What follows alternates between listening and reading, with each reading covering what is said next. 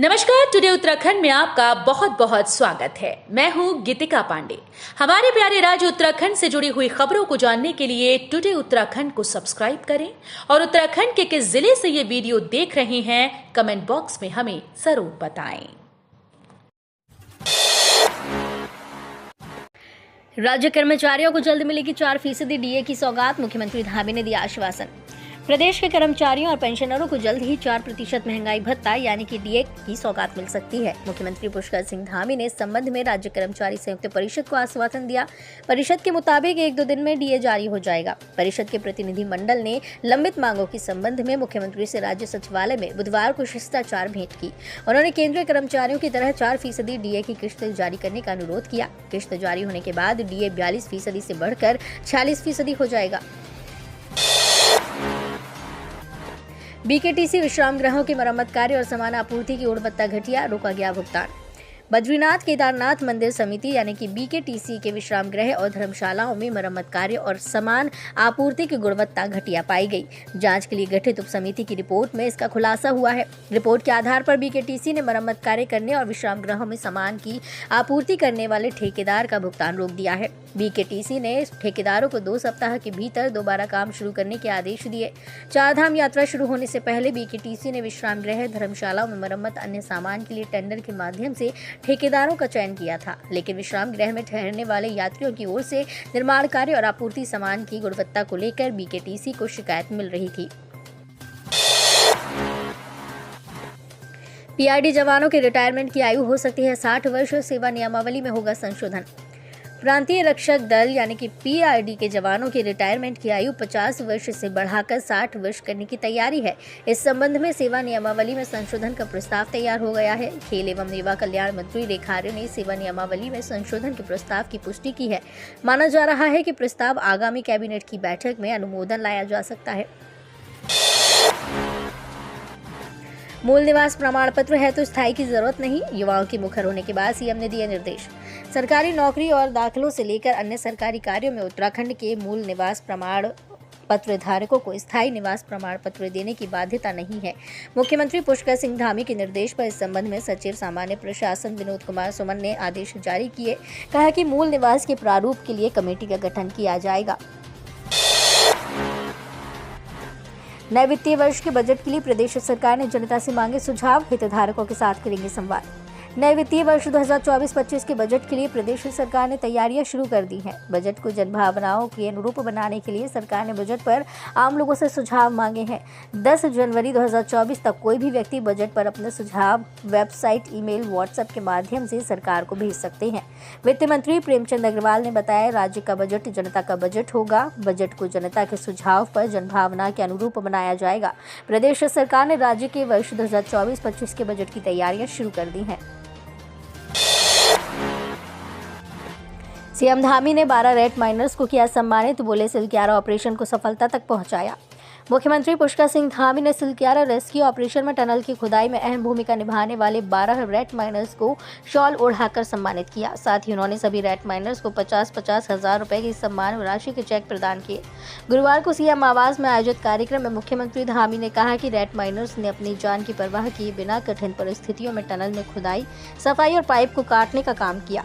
Silkyara rescue operation को सफलता तक पहुंचाने में रेड माइनर्स का बहुत बड़ा योगदान रहा।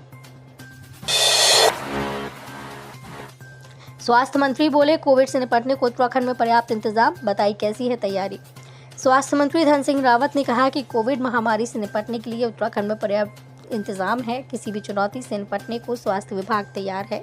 वर्तमान में 5,853 ऑक्सीजन सपोर्ट आइसोलेशन बेड, 3100 से अधिक प्रशिक्षित पैरामेडिकल स्टाफ मौजूद हैं। बुधवार को नई दिल्ली में केंद्रीय स्वास्थ्य मंत्री डॉक्टर मनसुख मांडविया की अध्यक्षता में देश भर के स्वास्थ्य मंत्रियों की उच्च स्तरीय बैठक आयोजित की गई। केंद्रीय मंत्री ने कोरोना के नए वेरिएंट को लेकर सभी राज्यों को तत्काल कदम उठाने, निगरानी बढ़ाने और लोगों से प्रभावी संवाद स्थापित करने को कहा है।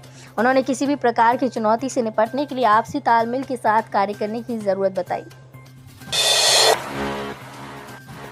मनरेगा में मजदूरी बढ़ाने को अन्य राज्य से करेंगे तुलना, कैबिनेट मंत्री गणेश जोशी ने की बैठक। ग्रामीण विकास मंत्री गणेश जोशी ने मनरेगा के कार्यों में तेजी लाने के निर्देश दिए हैं। उन्होंने कहा कि मनरेगा में मजदूरी बढ़ाने के प्रस्ताव पर अन्य राज्यों से तुलना के बाद कोई फैसला लिया जाएगा। इसके साथ ही हर 3 माह में समीक्षा बैठक आयोजित किए जाने और मनरेगा के तहत विकास खंडों को दिए लक्ष्य को समय से पूरा करने के निर्देश दिए गए। बुधवार को सचिवालय में हुई उत्तराखंड राज्य रोजगार गारंटी परिषद की बैठक में कैबिनेट मंत्री जोशी ने कहा, मनरेगा योजना के तहत सोशल ऑडिट राज्य के सभी ब्लॉक में समय से पूरा किया जाना आवश्यक है। उन्होंने सभी प्रमुख विकास अधिकारियों को निर्देश दिए हैं कि विभाग से समन्वय स्थापित कर योजना के कार्यों में सुधार लाएं। क्रिसमस और नए साल के लिए अल्मोड़ा तैयार, 50% होटल हुए बुक, पहुंचने लगे टूरिस्ट। उत्तराखंड में पर्यटकों का हुजूम धीरे धीरे उमड़ने लगा है। अब नैनीताल से लेकर अल्मोड़ा तक होटल की बुकिंग भी शुरू हो गई है। अल्मोड़ा जिले में क्रिसमस और 31 के लिए तैयारियां तेज हो गई। होटल और होम स्टे में 50% बुकिंग हो चुकी है। इस बार 12 से 15 हजार पर्यटकों की पहाड़ की मनोरम वादियों में पहुंचने की उम्मीद है। इससे पर्यटन व्यवसायियों के भी चेहरे खिल उठे। दिसंबर के दूसरे पखवाड़े के बाद से ही मुख्यालय समेत जिले भर में पर्यटकों की आमद तेज हो गई है। न्यू ईयर पर नैनीताल और कैंची धाम जाने का है प्लान, तो पढ़ लें ये खबर। आधार कार्ड दिखाकर मिलेगी एंट्री, रास्ते भी बदले। क्रिसमस और नववर्ष को लेकर एक सप्ताह से जिला प्रशासन और पुलिस प्रशासन तैयारी में जुटा हुआ है। पुलिस विभाग ने क्रिसमस और नववर्ष को लेकर विशेष यातायात प्लान जारी किया, जिसमें शहर के भीतरी पार्किंग स्थल 70% फुल होने के बाद पर्यटक वाहनों को एंट्री पॉइंट रूसी और नारायण नगर क्षेत्र में ही रोक दिया जाएगा। यहां से शटल सेवा के माध्यम से पर्यटक नैनीताल पहुंचेंगे। हालांकि पार्किंग वाले होटलों में एडवांस बुकिंग करा आ रहे पर्यटक वाहनों को प्रवेश मिलेगा। कैंची धाम जाने वाले पर्यटकों के लिए भी भवाली से शटल सेवा की सुविधा रहेगी। स्थानीय लोगों को भी नैनीताल जाने के लिए आधार कार्ड दिखाना होगा। इसके बाद ही उन्हें शहर में प्रवेश मिल पाएगा। सड़कों से जुड़ेंगे 100 से अधिक संख्या वाले जनजातीय क्षेत्र। पीएम जनमन योजना के तहत मिलेगा फायदा। प्रधानमंत्री जनजातीय आदिवासी न्याय महाअभियान यानी कि पीएम जनमन के तहत प्रदेश के जनजातीय वाले ऐसे क्षेत्रों को सड़कों से जोड़ा जाएगा जिनकी आबादी 100 से अधिक है। 15 नवंबर को देश भर में शुरू हुई इस योजना के तहत उत्तराखंड को फिलहाल 4 सड़कें और 8 पुल मिले हैं। सड़कों और पुलों की डीपीआर बनाने का काम शुरू कर दिया गया है। उत्तराखंड में 5 जनजातियां भोटिया, थारू, जौनसारी, बोक्सा और राजी निवास करती है। इन्हें वर्ष 1967 में अनुसूचित जनजाति घोषित किया गया था। इनमें से बोक्सा और राजी विशेष रूप से कमजोर जनजातीय समूह यानी कि पीवीटीजी में शामिल है। उत्तराखंड में 23 दिसंबर से बदलेगा मौसम, बारिश और बर्फबारी से बढ़ेगा ठंड का प्रकोप। उत्तराखंड में इन दिनों मौसम शुष्क बना हुआ है, लेकिन पहाड़ से लेकर मैदान तक सुबह शाम कड़ाके की ठंड सता रही है। लगातार बढ़ रही सर्दी के कारण जनजीवन प्रभावित है। हालांकि दिन में चटक धूप खिल रही है, जिससे अधिकतम तापमान सामान्य के आसपास है। वहीं न्यूनतम तापमान सामान्य से 1 से 2 डिग्री सेल्सियस तक नीचे चल रहा है। मौसम विज्ञान केंद्र के निदेशक विक्रम सिंह के अनुसार अगले 2 दिन प्रदेश में मौसम शुष्क रहने का अनुमान है।